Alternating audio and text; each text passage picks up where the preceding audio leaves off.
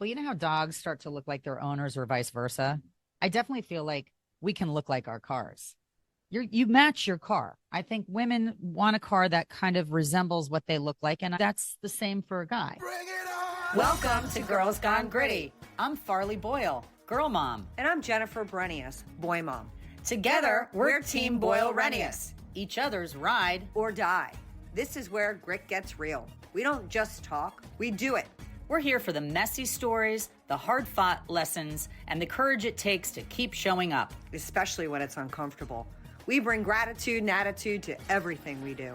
We jump in head first, unafraid, and are all in all the time. We bring it on and get it on, diving into unscripted conversations on just about everything. We don't just talk grit, we live it. We put the it in grit. So let's get gritty.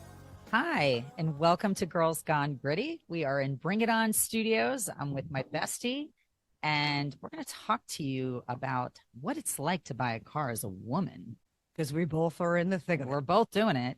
And hope everybody had a fabulous Memorial Day weekend. I was lucky I was in Florida, so I got to escape rain, and I got a little sun. Yeah. It was very nice. Yeah, and I was doing a Tough Mudder, so kudos to me for completing it. My husband jumped on board and tried to steal my thunder. I was able to spend some time with some good friends in South Jersey. We were in the mushroom capital of the world in Kennett Square. What kind of mushrooms? They sell all kinds, and they have an amazing mushroom soup that they're very well known for. They produce mushrooms that go across the country and the world. Okay, but not cow tipping mushrooms. You know, there are probably some of those too. That is going to bring us to our top three. And our top three are fun because I feel like we've gotten very serious in recent weeks. That's because the world is serious and we want to be gritty. And headlines are serious. And they are. But these are also serious because they impact people's lives. So number three, Swatch Watch drop. Culture clash in Paris, Milan as status symbols and resale value collide. Swatch Watch was such a rage when I was in high school, and I had a history teacher that collected them. And as a class, every year, they would pull together funds to give her whatever the coveted Swatch Watch was. And she used to wear 15 at a time. Oh, my God. I love my Swatch Watch. Well, this Swatch Watch is called the Royal Pop Pocket Watch, and it's partnered with Ottoman's Pop Budget luxury brand.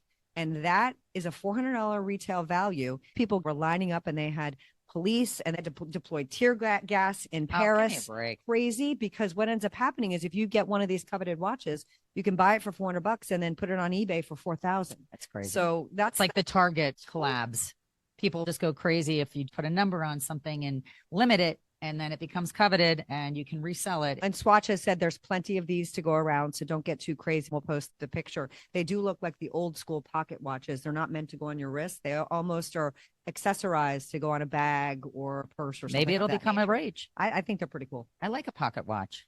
All right, number two, de-extinction has been rehatched as chicks from AI eggshells emerge in 28 new baby chicks. She loves just looking at me with AI big eyes, because where aren't they tipping into? If they can bring back an extinct animal with DNA and a fake egg, I'm frightened. I'm frightened too, because it just reminds me of Jurassic Park, and so many of these dystopian style sci-fi stories seem like they're really coming to fruition. And I do think we have to be careful playing God. Oh, I agree. And if somebody can bring back a dinosaur, they're going to try. Well, I mean, we continue to be one step away from doing crazy things. We are our own demise in most of these crazy things. Well, this is not a demise, but it's actually sort of funny. Knight Rider continues to get tickets in New York City, although the actual vehicle is in a museum and has been for 50 years in LA. Okay, that's Kit, right? Yes. Kit, what up? And the original AI talking car. And is David Hasselhoff weighing in on this? They are all so dumbfounded and perplexed as to how this replica of the car that has the same I love that show, license by the plate. way. Oh my God, it was the best. It's gotten parking tickets, speeding tickets, and tolls. So how is that happening? And nobody can catch this guy. Maybe he is really Knight Rider and he's going out at night. Or maybe it is a car that's being driven by AI. And It's got nobody in it. And see, now you're obsessed too. I don't want to be. I don't want to be. Well, something I'm not obsessed with doing for sure, that I am in the thick of it still, is purchasing a car. And the fortunate, unfortunate thing is I now have 4 drivers in my house. My other son lives in Colorado. So I have my husband and my 3 kids that all have licenses imminent. My son's getting his license on the 17th. So I need another vehicle. And I don't want to buy another vehicle. I just had to buy another vehicle for a child that's coming back from Australia. And I had to bump her back onto our car insurance. And just our insurance alone, having her as an additional driver, went up $3,000 for the year. It's fun. And that's before you get your car. And I think women get very intimidated at the idea of having to go to a car lot and shop on their own. However, I've purchased my last 3 cars and all of my kids' cars without my husband because he's usually working. Yeah. So you have to not let them smell fear like a dog. You've got to walk in confident, but not too confident.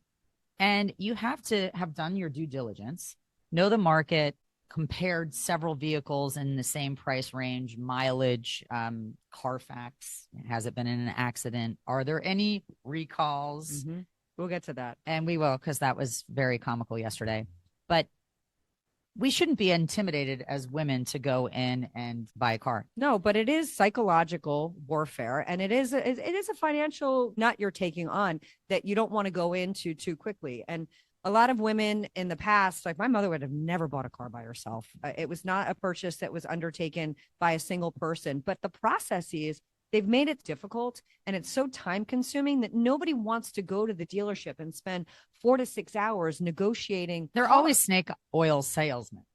It doesn't matter. You can have really nice ones, but they know exactly what they're doing. And there's all kinds of tactics and sneaky ways to give you a price that you've seen advertised. And that price is not with tags and title. And then you have to add your warranty, your extended warranty.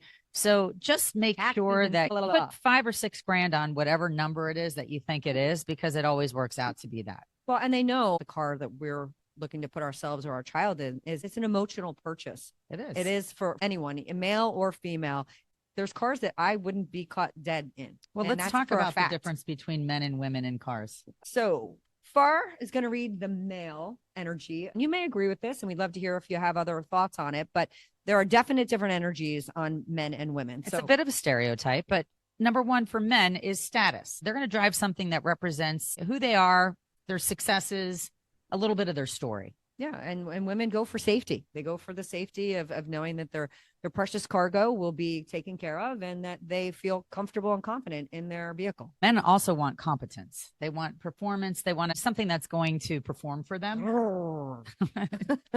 True. It's true. They want the engine sounds. They want all that stuff. And women, and I know this is me, I want the lifestyle of what the car represents. I do too.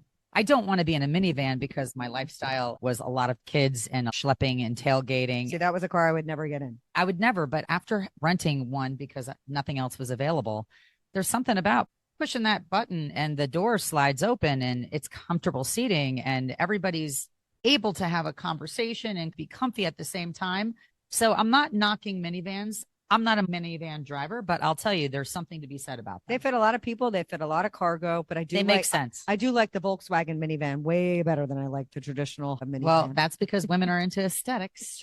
We like aesthetics where guys definitely are back to this power kind of performance, masculinity, control. My husband, for example, likes a big, giant Ford F-350 pickup truck. And I understand, because he's got a lot of gear and toys and he's 6'5", so he doesn't want to get into a Volkswagen Bug. Or a Mini. Could you imagine? That would be so funny. I like that visual. That's very funny. Be in his chest. He's got jacked up tires and a lift kit, but I think it's nice for him to climb into something that makes him feel smaller because he's gigantor.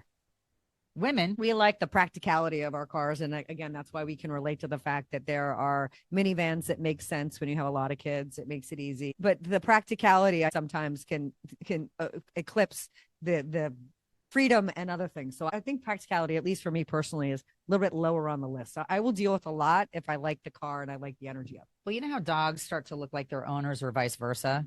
I definitely feel like we can look like our cars. You match your car. I think women want a car that kind of resembles what they look like. And that's the same for a guy. Yeah. I drive a Defender and I like an outdoorsy, rough and tumble type car that has a sunroof or a top that can go down, and Jen's in the process of buying a Jeep. My car currently that I'm not replacing, but I'm going to give to my boys is a Ford F-150 because I'm wanted the practicality of being in a truck. And she has 4 boys. I have 4 boys and a dog. I also like to be able to put my bike in the back. I'm an option girl. I like to have options with the vehicle I drive. See, once you have a truck in the family, you'll always have a truck in the family. Totally. So I let Pat do that. And then he likes the fact that I'm in a utility sports SUV that he also likes to drive. Because if we don't want to take a giant truck and have to park in the back of the parking lot because it's hard to pull this bad boy into a spot, we have our normal car. Yeah. And so it's a dual purpose lifestyle car for a male and a female. And it's nice when you do have the optionality of having multi cars in a family, which you're able to pick and choose and use the car for whatever purpose. And it makes the ease of that so great. And many people don't have that opportunity because they have one car in the family and they have to pick something that makes sense for everything. And the truck often doesn't make sense for the everything piece. The hard part about my Defender is that my dog cannot jump in and out of it. So I had to get an expandable ramp. And we're going to get to an image of that because it's important following our podcast last week. Well, and I also think Moose likes the lifestyle of not having to hop in and out. And he's like, get me a nice weight in out. He likes the lap of luxury over here at the Boyle house. I don't want to blow out his hips or his shoulders. And the other cute thing is one of this good sales pitch. When you hit the air conditioning and the dual venting, it shows a dog in the back of the trunk and it gives him his own cooling system. Yeah. And Tesla did that. Tesla has an option where you can leave your car unattended and have a dog option. So you could theoretically leave your dog in the car on a hot day and it would keep the system cool. I'm not sure I would leave my dog unattended in a vehicle for any duration with it on. I just saw a story on this where I think it's legal now in some places to break a window if you see a pet in a car. Before you would get arrested or you'd be financially obligated.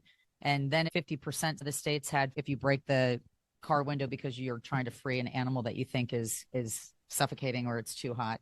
But it's actually a law that's happening. It should just be part of the Good Samaritan law. Give me a break. I know. You read these horrible stories where somebody that doesn't typically take the child to school or drop them off at daycare and they forget them in the car when they go to work. And that's a feature for those of you that are in the car buying experience right now that they offer on a lot of vehicles where there is a sensor in most cars. I know my truck has it and it's a 2022, I believe.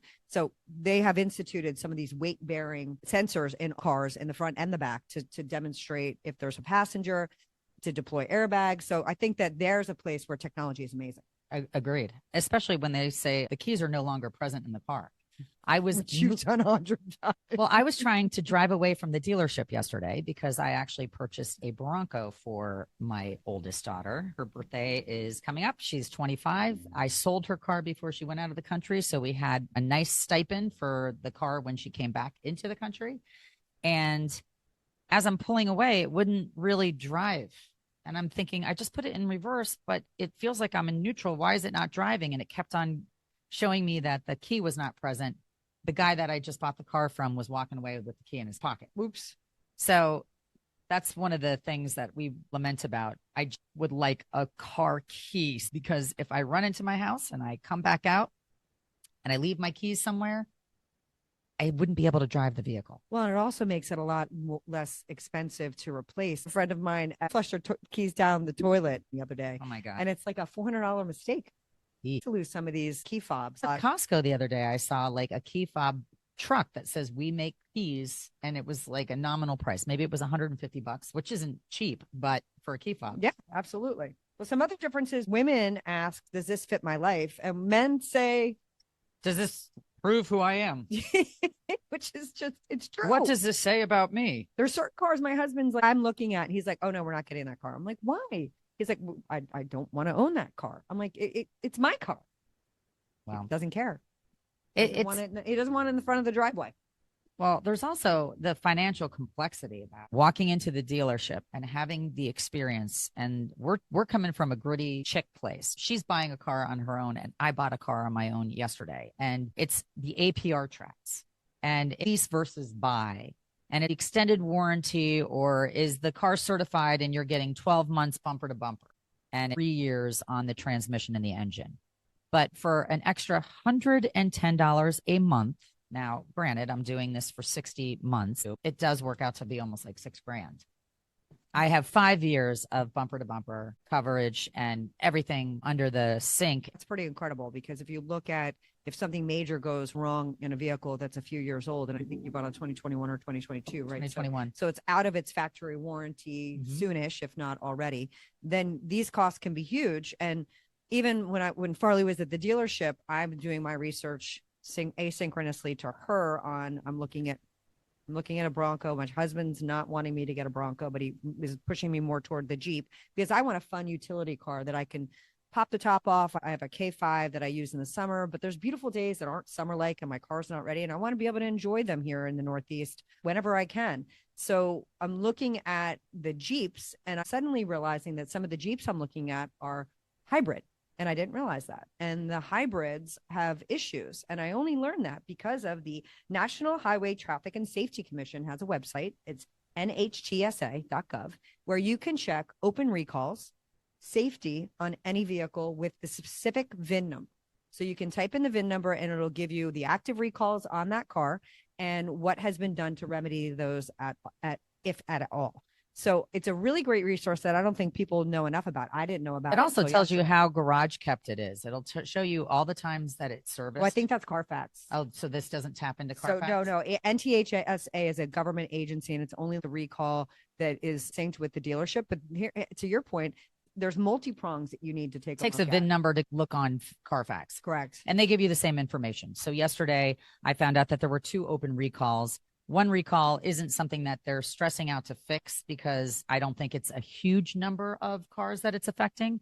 If it was a huge number, they would come up with a solution very quickly, but it's covered obviously because recalls are free to anybody that owns the car. So they have to by law do that. But right. Carfax versus this National Highway Transportation Safety Administration, the difference is that Carfax is a for-profit company. And you are voluntarily reporting your incidences to Carfax. So if you have a minor fender bender, you're not voluntarily. Your insurance company has to report it to Carfax. Yeah, but you as a person don't have to report things. So if you go outside of your insurance, you could have an accident and it's not going to show on Carfax if I paid for it out of pocket. Really? If you don't report it, you don't report it to your insurance company, it's not going to come up on Carfax. Well, I kind of think that it does because service garages type in VINs to look for parts. So if the VIN is getting into a system and they're purchasing parts, it shows up. There's a paper trail. Not a guarantee. I did my research. It's not a guarantee. It's a definite step you want to take. You want to go to the National Highway and Safety. You want to go to Carfax. You want to also check with your dealer. So the dealer will have specific things that they will know about the VIN to see maintenance, if they've done the maintenance there. But if you go offline and you don't do the things I through guess if I had a little fender bender, they're not going to be able to tell in Carfax that I just replaced my bumper if I took it to makeup. Correct. So it's not a guarantee. And again, bigger parts. We have to remember that Carfax and even Kelley Blue Book, which back in our day was Kelley Blue Book was an organization that would just give you the value of the car so you could see if you were getting a good price. They're also for profit. So anytime you use these resources, you have to recognize that they are trying to get clicks and likes and ads and everything else. So just do your due diligence. And when you have a VIN number, to Farley's point, you can get a lot of information off of it. Google APR rates and know your credit score prior to going. It's very important because they're going to pull it up and then they're going to give you financing based on either the age of the car and or your credit score. And if you feel like your credit score doesn't have a 7 or an 8 in front of it, you're going to pay a higher interest rate. So that is something that you want to be very well versed on. You also want to understand the difference between leasing and buying and the whole depreciation number. Sometimes it makes more sense if you're going to put a lot of miles on a car to buy it outright, because if you're leasing it and you go over mileage, it happened to me at Xfinity. I went over mileage. I was driving kids all over God's creation for lacrosse, and I was always over my mileage. But as an incentive to come back and purchase a car through them again or lease a car, they would take me out of all of the fees and penalties that had accrued so that I would go back. And it was a broken cycle. I went back into 3 QX56 Xfinity cars for 15 years. Basically, I was sucked in, and Well, then finally, they keep you in that way, and they're smart because then you become a lifelong customer, and it's easier for them to keep the car, especially if it's the same dealer car, to have it restored and put back on the lot as a previously owned, previously maintained vehicle. So it's a win-win theoretically for everybody. So I think that's really smart when you lease. But going through the math on the lease is what's making me a crazy person right now, because I'm doing the lease versus buy, because traditionally I buy my cars with low mileage because the depreciation is gone. But sometimes the opportunity for that leasing is better, because then I don't have to worry about any of the issues and repair. So you have to do the math. You have to go in educated. And then the art of negotiation is the biggest takeaway. And I think what Farley and I decided, when you go to buy a car, have somebody who's like your good cop, bad cop. don't be afraid to make a call when you're in the office and you're actually going through this process. Yesterday, Jen called me on my phone and she kept calling, and I was like, oh, something's wrong. So I answered it right before I was about to sign on the dotted line. And she's like, there's a recall on your car that you're getting. I want you to know that. And he hadn't tabled it to me. He gave me the Carfax. I should have read it better. But in that moment, you're not really looking at the fine print. You're asking bigger questions. I'm not concerned about the recall. I'm more concerned about, the financing and the extended warranty and blah, blah, blah. But do not be afraid. It's like a game show where you can call somebody in the middle of it. If you don't phone know, a friend, if you don't know an answer to something, take all the time that you need, walk out of the office, take the call right in front of the guy, let him know that you're asking somebody that is educated or that isn't in the pressure cooker spot, and get the answer that you need. Put it on speaker. Yep. I called my husband on speaker while I was talking to him about, should I do this, extended warranty or stick with what the car came with. And it does help you to feel like you have somebody, if you don't have somebody sitting next to you helping, play good cop, bad cop. And at the end of the day, most of us are, when we're going into a car dealership, there's not a gun to your head. You can walk out and come back in. And most times, 9 out of 10, the car will still be there. They want to move the process forward. But again, do your due diligence. Don't be afraid to negotiate. Bring a friend when you go for a car. We'll post pictures of both our cars when I have one. And it's a surprise. So it's a birthday present. All right. Well, this should come to no surprise that our Got Grit Award winner has something to do with the ocean, because I love the ocean this time of year and I love oysters. Getting jiggy with it. So I'm so excited about our Got Grit Award winner. 200 volunteers in New England dumped 20,000 oysters into English waters to restore and biodiverse the oyster reefs that are depleted up in New England this time of year.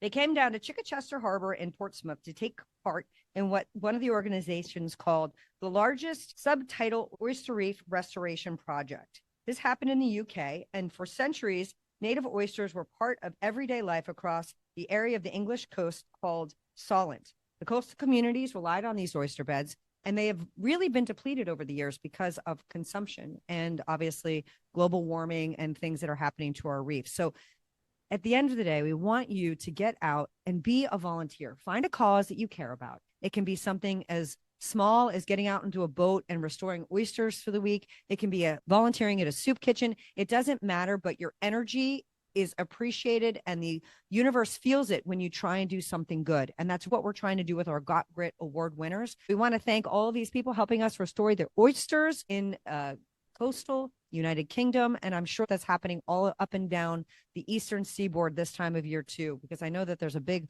mussel and clam project in Barnegat Bay. Well, I'll tell you, one thing that is not fun is to walk on top of oysters. So if you're in oyster territory, please tread lightly, have some water shoes on, because the worst slices of my life have been going out on excursions and slicing the crap out of my feet. The song of the week has to go back to when you walk into a car dealership and you are going to buy a car. So I'm going to read the first verse. Are you ready? Ha, it's time for me to take it. I'm the boss right now. Not gonna fake it when you go down, because this is my game and you better come to play.